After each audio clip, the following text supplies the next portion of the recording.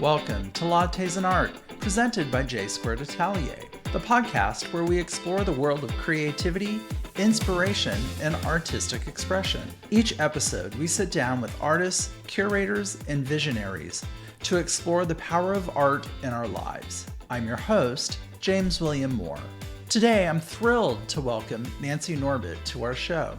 Nancy is a Master Certified Kaizen-Muse creativity coach, a SoulCollage Facilitator, a novelist, and a tutor based in New Jersey. With an MFA in creative writing from Goddard College, she's spent her life exploring creative expression from fiction to acting to singing. Nancy's mission? To help people reclaim their creativity and silence that inner critic that keeps us from making art. Her project, Make Bad Art, is a liberating approach to creativity, encouraging us to let go of perfectionism and embrace the joy of artistic play. If you've ever hesitated to create because you feared it wouldn't be good enough, this episode is for you. So grab your favorite latte, settle in, and let's get started. Hey everybody. On today's episode, I have Nancy Norbeck with me. She's the creator of Make Bad Art. And honestly, how many of us are afraid to make bad art? Nancy, thank you for joining me today. Could you just introduce yourself so the audience kind of knows where you're coming from and who you are? Absolutely. And thank you so much for having me. So I am a Master Certified Kaizen-Muse creativity coach, which is a lot of words to say that I am someone who helps creative people who get stuck to get unstuck again, which could mean anything from somebody who's never really done anything creative but wants to figure out what that is and how to get started, to someone who has an established creative practice and has suddenly hit a block and can't figure out how to get around it. Anywhere along that spectrum, I can help you to get around whatever is getting in your way. And I say around because people think that you have to get through a block, but you do not actually have to destroy the boulder. You just have to get around it. We all have those boulders, don't we? Mm-hmm. We find them in life. They could be every day. It could be when we're in our studio. I think it's interesting that you're able to coach in this. What does that look like? How does that play out? Mostly good coaching is asking a lot of questions, hearing things that people say that they don't realize that they're saying, because a lot of the time, and this is true in all of life, it's not just true in a coaching environment, a lot of us really know more than we think we do about what's going on with us. We just don't listen to ourselves. We don't listen to the comments that we make in casual conversations. We don't listen to the things that we hear in our own heads. Or if we do notice them, we say, yeah, that's not it. We come up with a reason to ignore it, to discount it, because probably someone told us that we were wrong. And so we don't trust our own voice anymore. We don't think that we know the answers. We don't think we're smart enough to know the answers. A lot of the time, we actually do have more of the answers than we think we do. Generally speaking, a lot of people are able to come up with a lot of things that they don't realize they can come up with. And then, beyond that, I have all sorts of tools and information and things to help you become aware of, okay, this is how this block works. And here's what you can do about it. And, other things to help you kind of get back into that playful kid energy, which is a lot of what Make Bad Art is about. Imagine that helps you get back into that space that you really want to be in, that one way or another you were taught or trained out of letting yourself go to. I love that you went to kid energy because when I was looking through your website and when I was kind of digging into what your program is about, it hit me that it's like, I get to be childlike. I get to be a kid again. And is there something about our education, our careers, these things that sort of untrain that to us? Yeah. Oh, yeah. Yeah. Especially, if you watch little kids especially really little kids, because it starts to get trained out of us a lot sooner than you might think. And I watched, my older nephew is 12 now. I watched him when he was 6 start to have a perfectionistic fit when he was trying to draw a Mickey Mouse Christmas train on the dining room table, and what he was drawing was not good enough for him. And I was going, oh my God, you're only 6. It's like, you're not old enough to be doing this to yourself yet. So by 6, if not sooner, it can start. But generally speaking, when you're still around 3 or 4, you're in that place where your ideas are just going to come out of your head and you don't care what anybody else thinks of them. I mean, you can build some completely random looking thing out of Lego and walk up to someone, because this he did to me a couple years before, and hand it to them and say, this is a cake. And, adult me is looking at it going, I ain't never seen no cake that looked like that. And yet, my response to him came straight out of improv. And I said, well, yes, of course it is. Because I wasn't going to destroy his illusion. Why would I? Somebody else would have looked at him and said, that doesn't look anything like a cake. What are you thinking? And that's where it starts. I so agree with this because I, for a very long time, was in the corporate world and did finance and was in that realm as an executive. And I always joke that I wasn't that CFO Mm-hmm. because I would try my darndest to be creative, not with accounting, but creative with how you engage with employees, how you can get the ownership of the company moving in the same direction. But when you're told, no, that's a bad idea or it's a dumb idea, Mm-hmm. suddenly, right, we start to pull back from trying to be creative. How does making bad art help us get back to that? Well, I think just for a start, if you have access to a small child, you already have a grandmaster in your life. And if you are not sitting down and learning everything you can from that grandmaster, you are missing out on a golden opportunity. Because if you watch little kids when they are really in that flow, which 99% of the time they are, you will see how they just do not stop themselves. They do not interrupt that process. They run with it. They are the embodiment of that improv principle of yes and. They just go. And most adults who watch that sit there and marvel at it because we've lost it. Seriously, I'm sure that people who have listened to me on my podcast and other places will be tired of hearing me say this, but I say it this often because it's true. They are fabulous teachers. Anytime you get a chance to spend time with a young kid, take it. That's the first thing. And so make bad art is really about getting back into that energy and saying, I don't have to do this perfectly. In fact, I can sit here and I can deliberately decide that I'm going to do it badly. I can turn the whole enterprise on its head from what every teacher and adult in my life ever told me I was supposed to do. And as soon as I do that, I shut up all of the voices that they installed in my head because they don't have anything to say. They only have something to say when I'm trying to do something well, or heaven forbid, perfectly, because they are in there to tell me how perfectly I am not doing it, right? If you think about every time your inner critic has ever talked to you, it's telling you what you're doing wrong. But if your goal is to do it wrong in the first place, your inner critic is just sitting there going, I got nothing. you know? Well, and how many times when we do something and we make a mistake, like we try to do whatever, a drawing or a math problem for school, and we make a mistake, there's a learning process in that if we allow ourselves. Is that sort of the concept that you bring to this, that we can learn from these bad pieces of art? Or is it more liberating to let our minds find that creative space? It's both, really. I mean, I'm usually going at it from the liberation angle, but I don't think you can intentionally make bad art without learning something from it in the process, because you are allowing things to happen that you would not ordinarily allow to happen. I mean, it's an inherently experimental process. When you sit there and you go, whoa, hey, I didn't know this was going to happen. I just set out to do this thing badly, because the surprising and really, really counterintuitive thing about making bad art is that you can end up making really good art when you set out to do it badly, that you can end up sitting there going, whoa, how did I end up with this really good thing? And that's where the danger actually happens, because you can psych yourself out and say, oh, I'm going to go do some bad art because I know it's actually going to turn out to be good. And then you've broken the spell.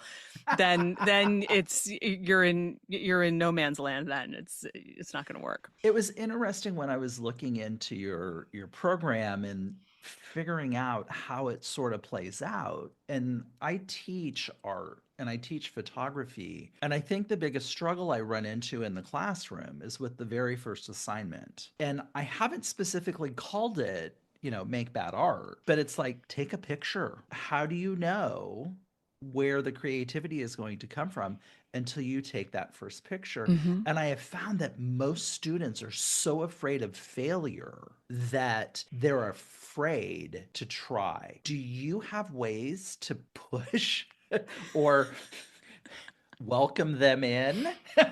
I don't want to have it sound negative, but how do you overcome when that's ingrained? It can be a real challenge because, it's, first of all, you have the challenge of using the word perfectionism or perfectionist itself, because some people take that, being a perfectionist as a badge of honor, in which case you're going to have a really hard time convincing them that they might be getting in their own way. Because that's, we had a car commercial there for a while, the relentless pursuit of perfection. So that held it up, among other things, many other things. It's everywhere in our culture, but that held it up as this great ideal, right? Mm-hmm. So what do you mean I shouldn't pursue perfection? Well, you can aim high, but you don't want to drive yourself completely crazy with this. Mm-hmm. Which you can easily do, and you don't want it to get in your way. So that's the first hurdle that you have with that kind of person. But then you have the people who don't realize that they're perfectionists. And that is a large percentage of the population. And I'll be honest, I did not realize that I was a perfectionist until I took Kaizen-Muse coach training, because I thought that in order to be a perfectionist, you had to be the kind of person who had to have the towels folded the right way, and the cans in the cupboards all organized in exactly the way that they had to be, and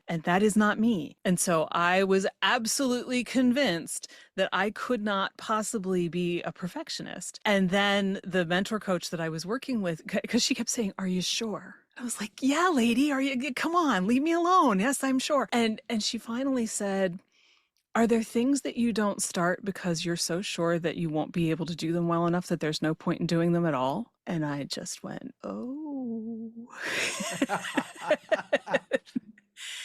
And I very long pause, and I said, yeah, okay, I think maybe I'm a perfectionist. Hi, nice to meet you.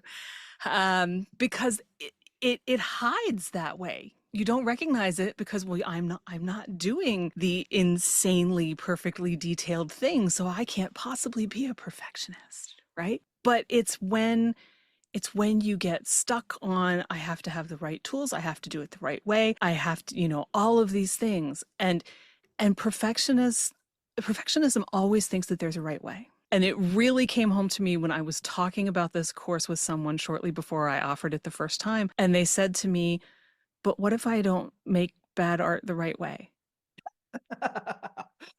And it caught me off guard, because I was like, but it's bad art, And then all of a sudden I was like, oh, wait. No, you are a perfectionist, and therefore you think there has to be a right way.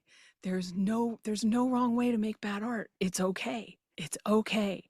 Just jump in and make it. But as someone who overthinks this stuff myself, there are many, many times in the course where I will say to people, I'm giving you 30 seconds to think of this thing, so that you don't sit here for the next 10 minutes stewing over the right name for your inner critic or the right thing to put on this list. 30 seconds tops. It's all you get. First thing that comes to your mind, write it down. That's the name. It's good enough. because otherwise, yeah, people will just get so hung up on all of those little details that really don't matter. It was interesting because by the end of the course, some of them were like, set a timer so that you don't overthink it. I was like, good, good. Well, and overthinking, I mean, that has stopped so many of us from really achieving who we are. Mm-hmm. This block happens, and not just in creativity, but within some relationships, within all of this other stuff. So there's a piece of this that really is applicable to more than just Oh, yeah. make an art. How does that play out? It's interesting because, someone asked me when I was still putting the course together shortly before I offered it, they were like, is this a course about perfectionism that works through art, or is this a course about art that also tackles perfectionism? And I was like, yes, yes. It's a course about everything. It overlaps completely. You do not need to be an artist to take this course. You do not need to be a perfectionist to make bad art. It will all work together completely. It's not two separate things.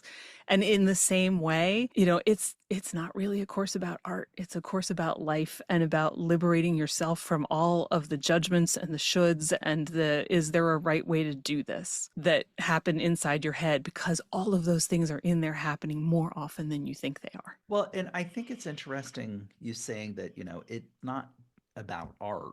It's a conduit. And I think something that we lose as we become more perfectionist is that creativity gets locked out. Mm-hmm. And, that goes back to childhood, right? We are free to play and pretend and do these things that we have this imagination that we thrive in.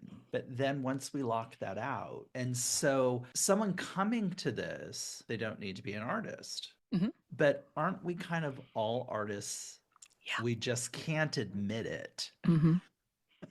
Or we've been told we're not and we believed it. Or we defined ourselves out of our creativity. We have something that we do that for some reason we don't believe is creative because someone told us it wasn't, or someone told us we weren't good at it, or whatever. I mean, so there was one person in my course who came in that first time and said pretty much right away when she introduced herself that, she was there because she wanted to get rid of her perfectionism, but she also signed up because she wanted to see if I could prove to her that she was creative. And I thought, well, this could be interesting, no pressure here. Like, because sometimes when people say that they believe that they're not creative, they are really, really dedicated to it.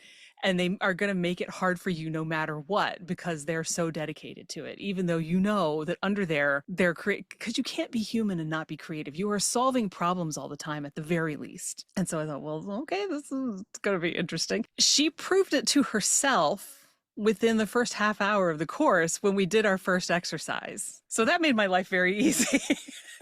I was very relieved. But then it turned out later that, she had done a lot of improv. And I was like, explain this to me. I mean, I did not put her on the spot in the class, and I haven't had a chance to follow up with her about it yet, but I'm dying to know. But I think probably she defines, or has historically defined before the class, creativity as something like painting or music or something. And since that's not what she did, she didn't consider it creative and assumed that she was not. So, people do that. They define it in a certain way and they tell themselves that they're not that, therefore they're not creative, even though they absolutely are. She also loved to cook. And like, you can't tell me that cooking is not creative. It totally, absolutely is. The idea that art gets labeled painting, sculpture, Mm-hmm. Something very specific. Mm-hmm. Writing is creative. It is an art. Right. In the kitchen, you are creating. It is an art. All of these things, right? We as humans have inside of us the ability to create. Absolutely. And to be creative. Mm-hmm. Going back to my classroom, I have these students that are coming through, and because it's an art class, I tend to end up with many that are not artists. They're taking STEM classes, they're going after a nursing degree, all of these different things, and they are the first ones to go, oh, I'm not creative. I'm just here for the credit. And yet, having been and still being a choir geek my entire life, and spent 4 years in my college choir, I can't even tell you how many engineers we had in my college choir. I mean, there is a massive overlap between engineering and choral singing and probably other musical pastimes. I mean, there is a huge overlap there. So you can't tell me that engineers aren't creative. And frankly, you can't tell me that they're not creative even if they weren't singing in choirs, because engineering is incredibly creative. You can't. These people are inventing things. It's a creative field. With education, right? The idea is to have the individual think critically, Mm-hmm. this critical thinking process. But has there been a breakdown somewhere in that from critical thinking to creative thinking? For me, they always felt similar in that I'm Yeah. finding ways to solve a problem. Yeah. And yet, like we separate out STEM. And yet, I think I've seen it as STEAM when you put art back in there. And I know, there are engineering programs where they bring artists in to help learn, certain kinds of drawing because it helps engineers design better, whichever field of engineering it was, I don't remember anymore. I think it was civil engineering where I read about it. It helps them design better stuff when they understand art principles. We separate this stuff out artificially because, especially when it comes to things like government funding, right? We want to fund science and engineering because we need more scientists and we need more engineers, but we get better scientists and engineers when they also study art. They're more rounded. Right, because we're all full human beings. Our brain gets utilized for more than one thing, and Mm-hmm. that space of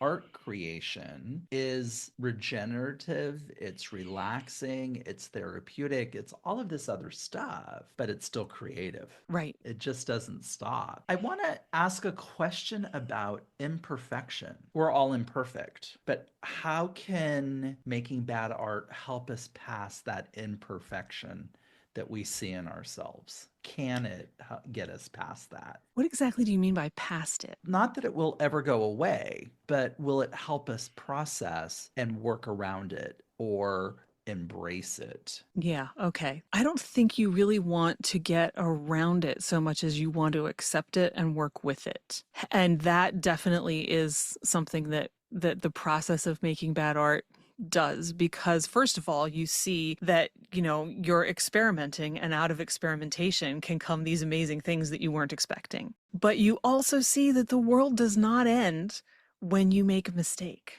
You've learned something from that mistake, kind of like that often quoted Thomas Edison line about, I haven't failed, I've made, found 10,000 ways that don't work. You're learning something every time. And you might actually find that one of those so-called mistakes ends up being something that you use later on. I had an English teacher in high school who always said, always date and save a draft, because you never know when you're going to pull it out later and say, oh, wait, this thing that I thought was junk is actually the starting point for this other thing. So, all of those things, so yeah, some of them might end up being actual total trash. The cupcakes that you burned that are inevitable, I think you should probably trash those. But still, the world won't end. Even if they were for somebody's party, something else can be done. Maybe they just weren't supposed to be there and you were supposed to focus on somebody else's dessert. It's okay. Nobody died because you screwed up the cupcakes. Oh, It's okay.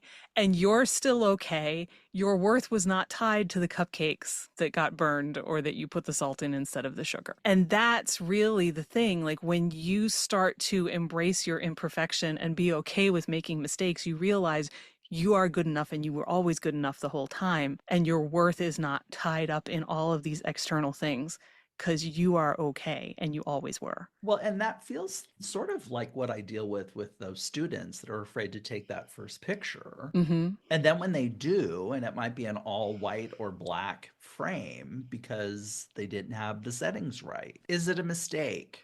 Right? How do we define that? But Right. then embracing that there's so much information that is coming from what you just did by making that image, whether it's black or white or an actual picture, there's so much in there to learn and build on and have more creativity. Is there a hope that as we make the bad art, that helps us in all those other areas of life, relationships, work? Yeah. Yeah. You know, I mean, when you're talking about that first picture, it's reminding me of when I was teaching middle school and high school, and I'd get the kids who they didn't want to write the first draft in the first place because they didn't want to write at all. And then once they had it, they'd say, "Why do I have to revise this?" I'm like, well, because you can always make it better, because they thought I wrote it, now I'm done. The thing is, like, Anne Lamott talks about writing shitty first drafts, because until you have the shitty first draft, you don't know what you have. Once you have it, you have something you can work with and you can turn it into something else. And I think, it's kind of the same thing everywhere else, right?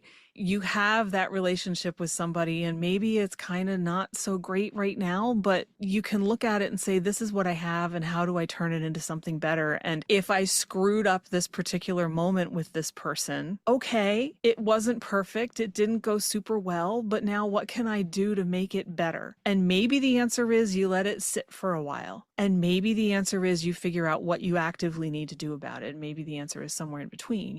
It depends. I mean, I think really when you get in there and you start to say, it's okay to make mistakes, I can deliberately make mistakes and I will survive them. So when I accidentally make mistakes, I'll survive them too. And I can learn from them and I can look at situations with a clearer head because I'm not beating the crap out of myself with all of those voices that were put into me by other people who meant well, but still installed unhelpful voices in my head, and they're never going to completely go away, but they can get quieter, and I can sit there in a more reasoned way or a calmer way and look at the reality of it instead of looking at all of the chaos of all these voices shouting in my head, to sit back and say, okay, this is the situation. What can I do about it? And what do I want to do about it? It just helps you look at life in a way that feels much more, what's the right word? Calm. Liberating? I guess. Liberating is a good word. And calm and in control. Like you can actually sit there and make the choice instead of the voices in your head compelling you to do things that you don't necessarily want to do, that aren't the wisest thing for you to do. So with this calming and liberation that can come through this, the voices aren't disappearing, but are we gaining more control over what we let affect us through this? Yeah. Yeah. Because you can sit back and you can look at it and just be like, okay, is this more bad art? Is my life really about bad art? Because that is one way you can start to look at it. Well, and I think too, so many times, many of us struggle with who we are, which lets those voices up there. We don't see ourselves as successful. We don't see ourselves as the genius at the office or the genius at the school, and we just let that voice or voices start pulling us away from what our core was originally. Mm-hmm. I really like this idea of bad art. Like, let's make mistakes. Let's just see what gets created. Can you talk us through a little bit about what the program does for us to help guide us through that? It's a 6-week program, and each week there's a 2-hour call. So we spend a lot of time actually interacting on the call, and 2 hours is a fairly decent chunk of time to spend on a call. So we do break it up a little bit so you get a chance to get up and move. But I make sure that we do actually make bad art on every call because obviously, I mean, it's in the name, right? And so you've got to actually have that chance to experiment on the call and see other people experimenting with it. And honestly, being in the group is part of the magic of it. When you are swimming against this cultural tide that's telling you that everything you do and are should be perfect, it's so much easier to do that when you're not doing it alone. There's magic of being with other people who are also saying, yeah, you know what? I'm not only going to be as perfect as you say, I'm going to deliberately not be perfect. And I'm going to go over here and I'm going to, stick my thumb in the middle of the painting just because I'm going to stick my thumb in the middle of the painting. You have that community where you can actually feel really, really safe doing the intentionally bad thing, which on your own is a lot harder to do because you've still got those voices in your head and you don't have the presence of other people to help drown them out. Well, So safety in numbers. It's Exactly. that psychology. It's like we're in this together. And it almost feels rebellious. Exactly. Exactly. Even if it's just, a handful of people, it's enough to create that sense that it's not just you and it's the few of us, if it's just a few even, against the world. And there is so much power in that. So we create that safe container to sit there and just say, that's a stupid arbitrary rule and I'm not going to do it. Yeah. And that's really, like the core energy of it. But I also present, different ideas and information about them, which makes it sound like I'm lecturing all the time, which I try very hard not to do. But there's awarenesses around different topics that really help to understand, like let's look at permission, because a lot of this is about us not giving ourselves permission to deliberately make a mistake. So where did this stuff come from? And for everybody, it's different. For some things, it'll be the same, but for a lot of it, it's different. How does permission work for you? And we'll spend some time looking at that and doing some activities around that. And, so that is that way with different topics every week and lots of different activities to go with it. I want it to be as much fun as possible, but I also want to give valuable information that makes the process easier and will stick with people. And it feels too not so much lecturing as it is guiding. Yeah. You're not saying, here's the pathway. We're going to, because again, right. I'm not a cookie cutter pathway kind of person. And it's funny. Here's what you need to know. In my class, again, I keep going back to this because all of this is just like driving home. If we can break this down for these people, because they'll come to me, what should I shoot?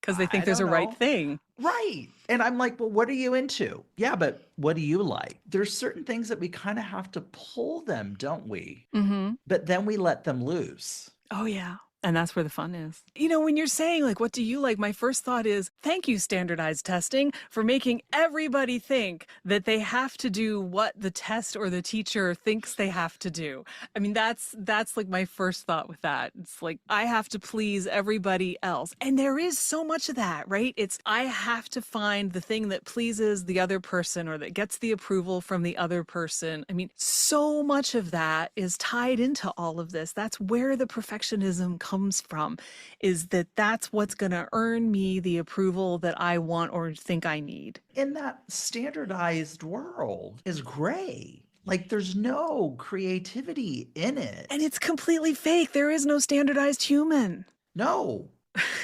And thank God for that. Oh, wow. It's amazing that more people don't see it. Why do you think that is?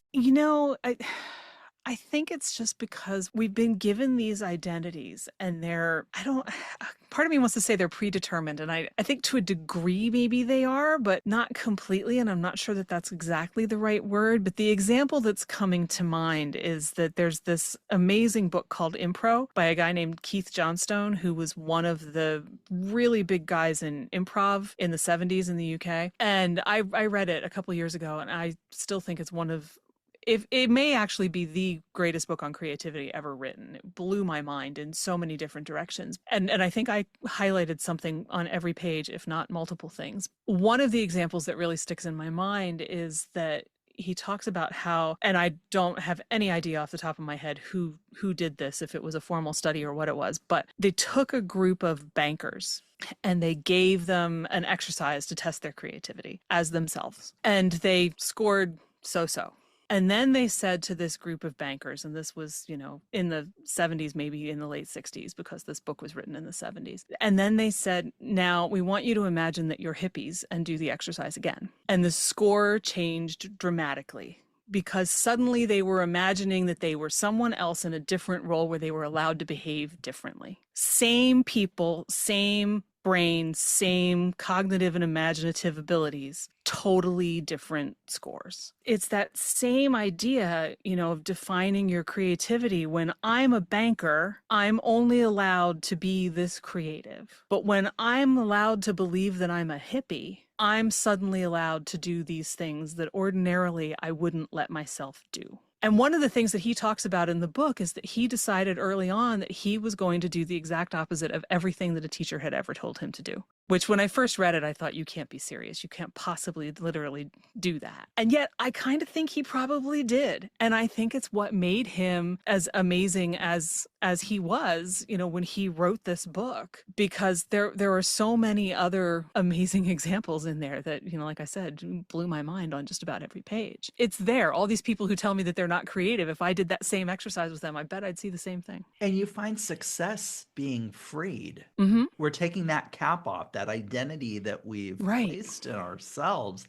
I'll go back to my classroom again. I teach photography. So there's a science, there's a formula, there's all of these things that come to it. And sure, we can memorize it. Doesn't work well, but we can memorize it. What I find fascinating is when I get to the point in the semester where I have a lecture that's rules are made to be broken. And it's like, sure, you've learned all of these things of how to do something right, put quotes around it. Now I'm telling you to throw all of that out the window. What are you going to do? And it sounds similar to what your improv book told them to go do. It's like, throw all the rules away. Mm-hmm. I've told you the rules. Now ignore them. Mm-hmm. It's just fascinating how powerful the mind can be when we let it. Mm-hmm. In good ways and in bad. Because that powerful mind is what's constraining folks. And as soon as we tell it it doesn't have to, the results are phenomenal. I love this idea that you bring a group of people together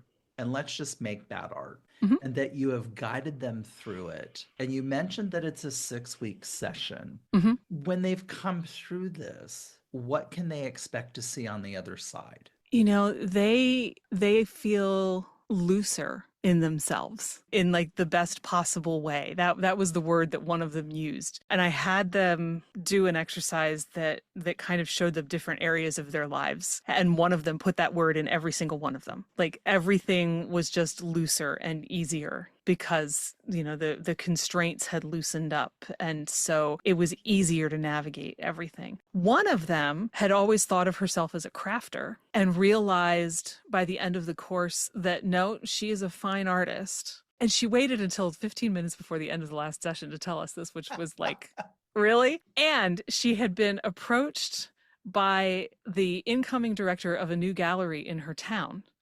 She didn't go looking for her. This person came to her about putting her work in the new gallery. And I was like, you waited to tell us.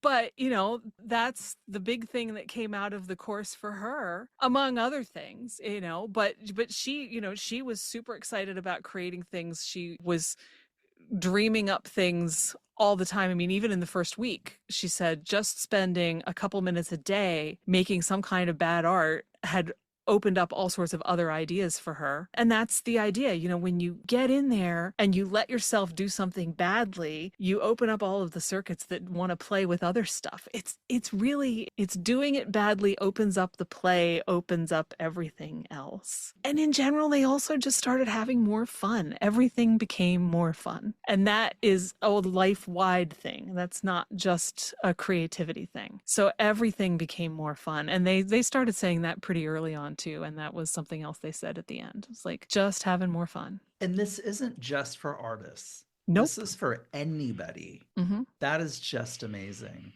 Nancy, as we're wrapping this up and we've been through this amazing journey of the idea of bad art, what can you leave with us to kind of mull over why bad art is so important? I think it's just because it gets you out of your everyday thought process. It gets you out of all of those places in your life where you're told that you have to do the thing the right way all the time, that there is a right way, that way is tied to who you are and how good you are, and that God forbid you are just way too old to play. All of those things that you've been told are wrong. I mean, unless you are an air traffic controller or the brain surgeon who's going to cut my head open, those things are wrong.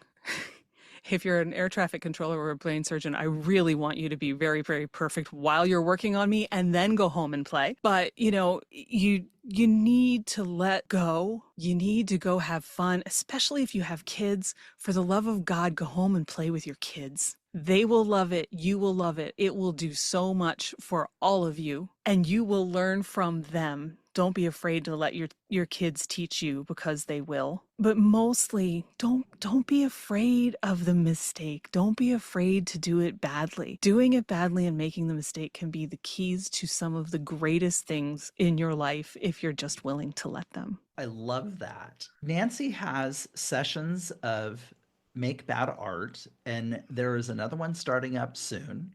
So definitely check out the show notes for all of the links to this and other projects that Nancy's working on. But Nancy, thank you so much for your time today. I really appreciate it. You are so welcome. I've had a great time.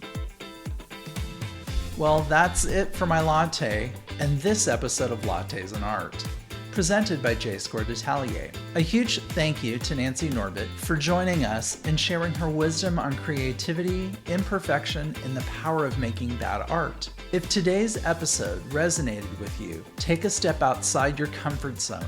Make something messy, playful, and completely unfiltered.